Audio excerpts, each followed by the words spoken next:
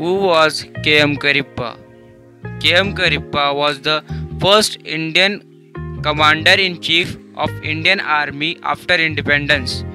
He was a brave soldier, a great patriot, and a great leader. He was born on January 28, 1899 in Coorg, now Kodagu district in Karnataka. His early life. He came from a farmer family. He studied in Madikeri and then in Chennai. In 1919, he joined Indian Army and went for officers training at a British-run academy in Indore. Army career. Karippa served in many countries like Iraq, Iran, Israel, Burma during World War II.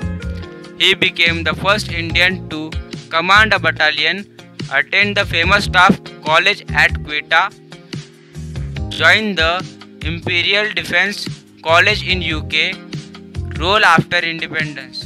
After India became independent, he helped to divide the Indian Army between India and Pakistan.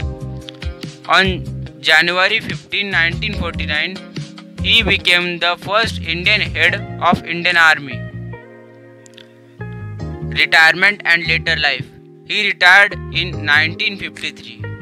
Later he served as India's High Commissioner to Australia and New Zealand. He worked for the welfare of soldiers after retirement. A great story from 1965 war. During the 1965 war in India and Pakistan, his son was an Air Force pilot. He was captured by Pakistan.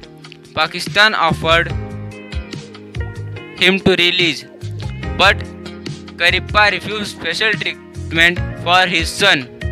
He said, "He is my son, but he is also a soldier.